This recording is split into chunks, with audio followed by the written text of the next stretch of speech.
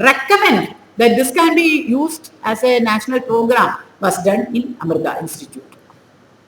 Again, that brain structure, I am just showing that relationship of speech, language and auditory, because it is, time is a little bit late, I am just skipping many of the things. And here I have shown that thoracic nerves, the lumbar, sacral, coccygeal nerves, and then on the other side I have shown the spine. These are the 72 nadis which come out, the main nadis and the different muscles and organs. Then about that stress reaction, you know, adrenaline and noradrenaline. Adrenaline produces stress, noradrenaline is an anti-stress hormone. Now, serotonin also produce reaction similar to adrenaline. So, a noradrenaline and serotonin or adrenaline on either side, then dopamine, which increase the pleasure drive. Now, these three, this is called a Venn diagram. This in a balanced state keep us free from anxiety, irritability, our cognitive function is kept, everything. But if this doesn't happen, we shift to the other side, the schizophrenia, stressful condition, disease state. I will just skip these things. This is a slide showing Alzheimer's disease because this is a social problem now. People, older people, after 65, 70, I am nearing 70. So for us, geriatric people, Alzheimer's dementia is becoming a major problem for our communities. Now what happens when there is Alzheimer's disease? The normal protein of the microtubules called the TAU protein is converted into amyloid plaque. That is a thing that you see with only your microscope.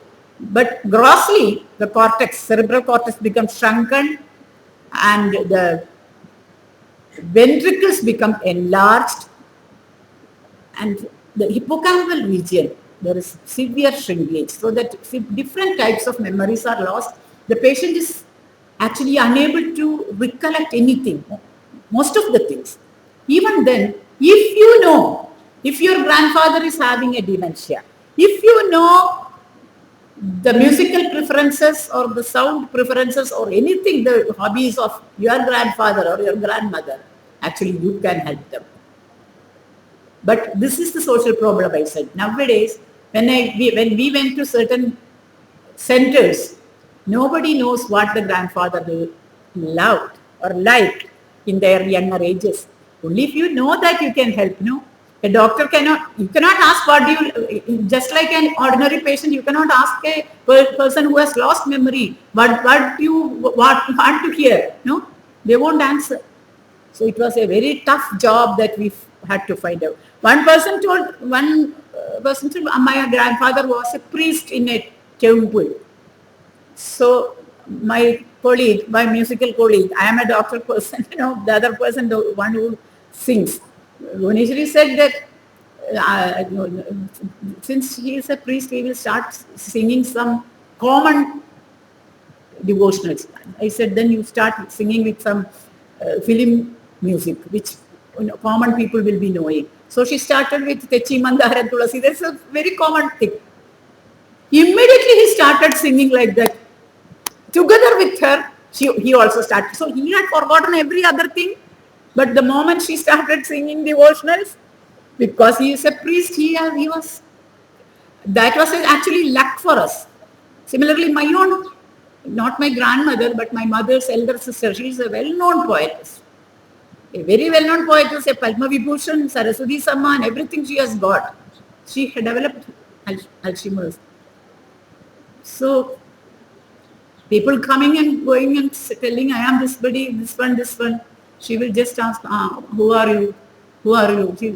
She doesn't remember. So I thought she has forgotten those things, the samsara things she has forgotten. So I just thought, when I was a child, she used to sing Lalita Sahasranama. In the morning hours, she will look at the sun, early hours, the rising sun, she will look at it and start singing Lalita Sahasranama. So I just started singing Lalita Sahasranama. She started singing with me. And so you have to give what they like, not what you like. In that place, you don't have any place for Madhavartha Raga. So, you mean what I said. When you are looking at a child who is developing, you can give Madhavartha so that in the older age group, when he becomes an older person, he will be perfect. And for a younger person also, when there is a disease in one particular organ, say Muladhara chakra, he is involved, he is having some uterine problem or some testicular problem, you can give a Muladhara Raga to that person. But for a Alzheimer's person, can you give Malagartha? No, you can't give. That is why I said every single client is unique. That thing you have to register in your mind when you start. You have to use lot of Manodharma in music therapy, more Manodharma than in music. Again, I will just skip these brain structures and all because people will get bored if we go on with medical things too far. Medical things are too boring. I have to because I am a scientist, I have to. That's why so these things we will just... So, when declarative memory, that is, forget the jargon. Sometimes we forget the facts. What is a fact? What is the capital of India? No answer from an Alzheimer's person. What is the capital of America or UK? No answer. Or episodic memory. That is, when did your husband die? No answer because they don't remember the episodes. When did the last earthquake happen? No, don't remember. That type of fact and events memory, even if one person loses. See, now I am talking to you almost different types of facts, this and that and all. No, science I am talking to you. This science I may forget. I am 70, maybe another 5 years, 6 years more. After that, if you ask me all these things, I don't know. That must be my answer. So these things you may forget. But there are certain things which you need every day. Every day you have to do something. That is the music. Music is something which is not forgotten. See? So music, that is how Alzheimer's people can be helped with music. Now the seat of memory, now this one. This one just shows the difference between a yoga. On the other side you are seeing a poppy seed, a opium drug. Opium drug and yoga are not the same. Producing darshana with opium drug and with yoga is not the same. I have shown the medical thing there. I am not going into the detail, but it is not the same. They are different. Your brain's activation is different. Areas which are activated by these things are different. And vision or transcendence, yoga, yogic vision, a light encircling entire body, coming from outside and filling you within, that type of yogic transcendence, that is the best vision one can get. And remember, you have to prevent noise damage, not for your patient alone, but for you also. Too loud, too long, too close. Loud voices, avoid. Then alpha waves and all, sleep rhythms, everything I am just skipping. Creating music books, then the relation with quantitative and qualitative things, all this I just skip. And remember, music is always spiritual. Soul is forever. Our soul, our Atman is forever. We call it as Nada Brahman. Nada Brahman is our Atman. It is the soul which is forever. All the other things in this world are transient.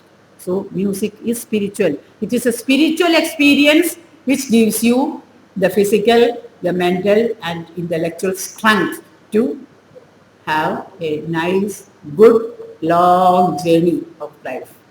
This is what music therapy is all about. I have just crammed everything into a short thing because that is all possible. Now our talk is over and I would like to tell you one girl is here, Varna. Just one letter minus from my name. I am Suvarna, she is Varna. She is, I have trained her as a music therapist. Now she is doing her PhD in music therapy. She is a very good singer also. She has her MA degree in MA in music. So she sings very well. She is doing good music therapy. I just introduced her to you because that is the musical side also we have to think about. But here I am talking about this because as far as I am concerned, now it is it is not for the pleasure or the this thing of something that I am coming to places like this. What I need is that there should be a policy among all the indigenous medical practitioners like Ayurveda physicians, yoga people. Then, since I am talking about astrophysics and astronomy of India also, all these things should come together and they should use the common link, because the music as Nada Brahman has a Vedic background.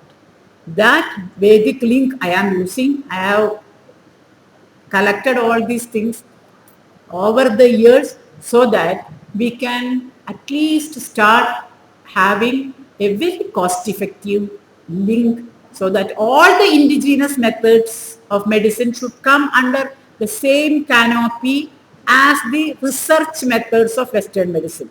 What the indigenous medical people lack is the research methods of Western medicine. That part I have not touched actually here. Because I am a Western medicine person, maybe if I start talking about that, it will be. But we have in an institution like this. That's why I talked about this thing instead of talking about music. Probably Bhagyalakshmi would have told you several things about music. There is no point for me to go on talking about the same thing. I have been using the vocal music of Yeshudas for my clients, because I cannot sing myself. I sing only little bit things, not the big classical things and all. So I have been using his voice. This is a very melodious, very powerful also, very powerful melodious voice. But I wanted to show people that it is not just one person's voice, one person's sound or music that is important. So I found out Bhuvaneshwari's voice, which was very unfamiliar to Kerala public, because she was a college professor. Nobody knew her voice.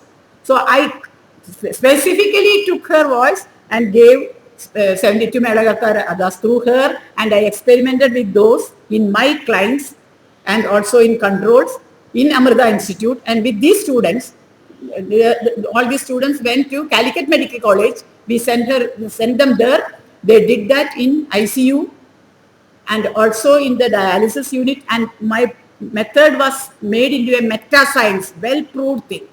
So that is what I wanted to tell you. Similarly, in Ayurvedic areas, that is why I told about that Vada-Pitta relationship. The people who are able to do that type of research, such institutions should go into that and make it possible for us to say that indigenous medicine is as scientific as Western medicine, but at the same time more aesthetic too. More aesthetic, more spiritual too. I am very sorry to say that I am a Western medicine person, but Western medicine has gone beyond humanitarian concepts. It has become a real business oriented science. So we have to get back our spiritual nature, our real nature, our Indian nature, our human nature for world peace, for the nation. And that is why, even though it is a little bit boring for the audience, I took this part of the Ragachikitsa more. Krishnavarji is there probably, like people like who can do the executive functions in their own institutions. Please take up these things and do whatever is possible in your field so that it will be wonderful. Okay, thank you very much for listening to this very boring, very scientific but very boring thing. Thank you. Thank you, Dr.